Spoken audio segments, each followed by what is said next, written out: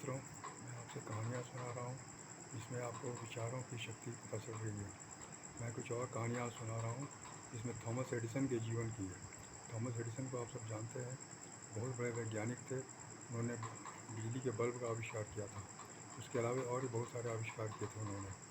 उनके बचपन की कहानी ये है कि वो बचपन में बहुत ही नटखट और बदमाश लड़के थे, बहुत ही उत्पात करते थे। स्कूल में बहुत ज़्यादा परेशान लोग रहते थे उनके उनके उद्दंडता से और उनके नटखटपन से। काफ़ी शिकायत होती थी, प्रिंसिपल को ले जाकर शिकायत करते थे, लेकिन शिकायत प्रिंसिपल थोड़ा सा अनदेखी करते थे। और लेकिन एक बार ऐसा हुआ कि जब बहुत ज़्यादा शिकायत होने लगी तो उन्होंने हेडमास्टर जो प्रिंसिपल थे उन्होंने एडिसन को बुलाया और कहा कि एक चिट्ठी है तुम्हारे माँ के नाम से मैं दिया हूँ, इसको लिफाफे में बंद है और इसको माँ को जाकर देना, अपनी माँ को देना। एडिसन चले आए घर और जाकर उन्होंने अपने माँ को लिफाफा दिया, कहा कि प्रिंसिपल साहब ने दिया है। उनकी माँ ने लिफाफा को खोला और उसको पढ़ करके 2-3 बार उसको पढ़ करके उसको फिर उसको ऐसे ही मोड़ करके पत्र को और लिफाफे में पैक कर दिया और अलमारी में रख दिया। फिर एडिसन ने पूछा कि मम्मी प्रिंसिपल साहब ने क्या लिखा हमारे बारे में। तो उसकी माँ ने कहा कि उन्होंने लिखा कि तुम बहुत तेज़ तर्रार लड़के हो, बहुत इंटेलिजेंट लड़के हो, बहुत जीनियस लड़के हो, तुम बहुत बड़े आदमी बनने वाले हो, तुम बहुत बड़े आविष्कारकर्ता बनने वाले हो। और तुमको पढ़ाने के लिए उनके स्कूल में टीचर्स नहीं है, इसलिए उन्होंने कहा है कि आप इसे घर में पढ़ाइए और कल से स्कूल मत भेजिएगा। तो तुम घर में ही पढ़ो और घर में पढ़ के बहुत बड़े आदमी बनोगे। यह कहकर वो चुप हो गई और समय बीतता गया। समय बीतते बीतते उनकी माँ का देहांत हो गया और ये सच में बहुत बड़े वैज्ञानिक बन गए। बहुत एक्सपेरिमेंट से बहुत सारे अनुसंधान उन्होंने किया। उसी समय एक दिन अचानक किसी कार्यवश उन्होंने अलमारी खोली और वो लिफाफा फिर उनको मिल गया। लिफाफा देख के उनको लगा कि अरे ये तो बचपन का लिफाफा है जो प्रिंसिपल साहब ने मम्मी को दिया था। देखें इसमें क्या लिखा हुआ है, मम्मी ने तो ऐसा कहा था हमसे। तो खोल कर पढ़ने लगे तो उनकी आंखों से आंसू गिरने लगे। उस पत्र में लिखा था कि आपका लड़का बहुत ही बेकार है, बहुत ही उद्दंड है, बहुत ही रद्दी है, ये कुछ नहीं कर सकता है, इसको कुछ पढ़ाने की आपकी ज़रूरत नहीं है, आप पढ़ाने की कोशिश मत कीजिए, बिल्कुल नहीं पढ़ेगा, अनपढ़ रहेगा, गंवार रहेगा, आप स्कूल मत भेजिए, मैं स्कूल से इसको निकाल रहा हूँ। यह सुनकर, यह देख करके उनकी आँखों से आंसू गिरने लगा और उन्होंने कहा कि अरे तो इस पढ़े लिखे प्रिंसिपल को हमारी क्षमता का एहसास नहीं हुआ, जबकि हमारी अनपढ़ माँ की महान भावनाओं ने हमें इतना बड़ा वैज्ञानिक बना दिया। तो ये एक विचार है कि हम क्या सोचते हैं, क्या करते हैं, क्या बोलते हैं और इसका क्या प्रभाव पड़ता है हमारे ऊपर। हम दूसरे की क्षमता को कितना आंक सकते हैं, कितना हम समझ सकते हैं, ये हमारे ऊपर डिपेंड करता है। दूसरी कहानी थॉमस एडिसन की कहानी बता रहा हूँ। उन्होंने जब बहुत बड़े वैज्ञानिक थे तो उन्होंने बहुत बड़ी उनकी प्रयोगशाला थी, जिसमें बहुत सारे उनके प्रयोग रहते थे, उनके साइंटिस्ट प्रयोग करते रहते थे। उन्होंने बहुत सारा पैसा लगाया हुआ था उसमें। अचानक एक दिन रात में शॉर्ट सर्किट या किसी कारणों से उसमें आग लग गई और पूरी बिल्डिंग जल के खाक हो गई। सारा सामान भी जल गया, कुछ भी बचा नहीं। सुबह वो घूम रहे थे, अपने अवशेषों को देख रहे थे। उसी समय कुछ लोग आए और आकर उनको सांत्वना देने लगे, सहानुभूति जताने लगे। लेकिन उन्होंने कहा कि नहीं नहीं, मैं खुश हूँ, मैं कोई उदास नहीं हूँ, मैं कोई परेशान नहीं हूँ, इतना बड़ा नुकसान हो गया। बल्कि मैं ये सोच रहा हूँ कि ईश्वर ने बहुत बड़ा धन्यवाद, ईश्वर ने बहुत बड़ा हमें मौका दिया है कि हम हमारी सारी गलतियों को जला दिया है और फिर से मौका दिया है कि मैं फिर से नई शुरुआत कर सकूँ। इसलिए मैं ईश्वर को धन्यवाद देता हूँ और मैं अब नई शुरुआत करूँगा। ये सुनकर वहाँ के लोगों ने बहुत आश्चर्य से उनको देखा, कहा कि अरे ये किस तरह का इंसान है, इसे कोई दुख नहीं, कोई तकलीफ़ नहीं, और ये हर दुख तकलीफ़ में भी इस तरह की बातें सोच लेता है। तो ये एडिसन के महानता की मिसाल है। उनके मन में जो भी विचार होता था उस बहुत ही अच्छे ढंग से सोचते थे, बहुत बड़े विचार वाले व्यक्ति थे। अगर किसी अपने प्रयोगशाला में किसी असिस्टेंट को रखते थे तो उनको इंटरव्यू लेने का भी तरीका अलग था, उनके चयन करने का भी तरीका अलग था। वे उस व्यक्ति को खाने पर बुलाते थे और उसका खाना खाते थे। खाने के किसी भी आइटम में कुछ नमक कम रहता था तो वो ये वाच करते थे, ये देखते थे कि ये नमक मांग रहा है कि नहीं मांग रहा है।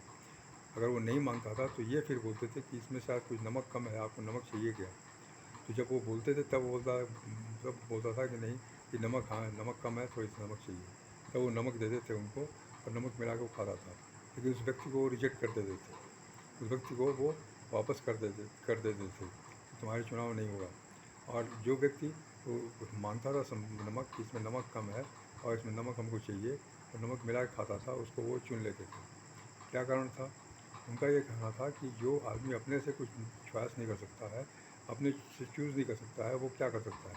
वो आत्मनिर्भर नहीं है, बल्कि वो वेट कर रहा है और कि मैं जब बोलूँ तो वो नमक ले, अगर मैं नहीं बोलूँगा तो वो नमक नहीं लेगा। तो ऐसा व्यक्ति अपने से कोई निर्णय नहीं ले सकता है, अपने से कोई डिसीज़न नहीं ले सकता है, तो ये किस काम का है? तो वो हमेशा ये प्रोत्साहित करते थे कि हम अपने जीवन में खुद निर्णय लें। भले ही वो निर्णय थोड़ा गलत भी हो सकता है, कि फिर भी निर्णय लेने की आदत होने से वो सब गलत जो है वो सही के रूप में बदल सकता है। हम उसे सीख सकते हैं गलतियों से। लेकिन हम निर्णय ही अगर नहीं लेंगे, हम कुछ बोलेंगे ही नहीं, हम कुछ सोचेंगे ही नहीं, तो फिर हम शून्य पर खड़े रहेंगे। जैसे आप देखा होगा कि हम लोग रेस्टोरेंट में जाते हैं, 2 दोस्त अगर 2 रेस्टोरेंट में जाते हैं, तो वहाँ पर मेनू चुनने में उन्हें काफ़ी समय लग जाता है।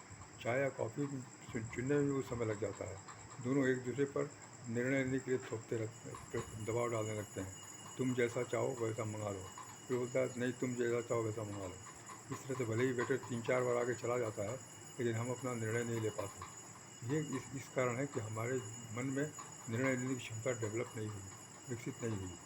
इसी तरह से बहुत सारी कहानियाँ हैं।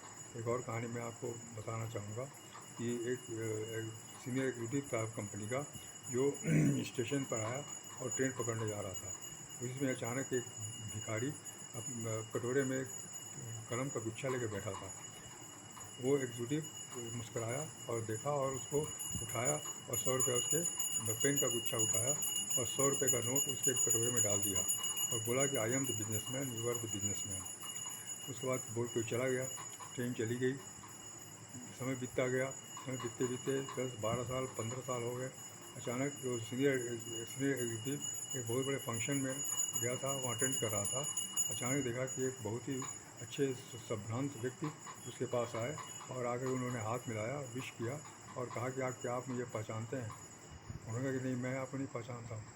कहा कि नहीं, हम लोग मिल चुके हैं और आपको याद होगा कि कुछ आज से 10-15 साल पहले स्टेशन पर आपने एक भिखारी के कटोरे में 100 रुपये डाला था और उससे एक कलम खरीदी थी। तब उन्हें याद आया कि हाँ हाँ, ऐसा तो हुआ था एक बार, एक स्टेशन पर ऐसा हुआ था कि मैंने भिखारी के कटोरे में 100 रुपये डाला और उससे कटोरे में पड़े हुए कलम गुच्छे को उठा लिया था।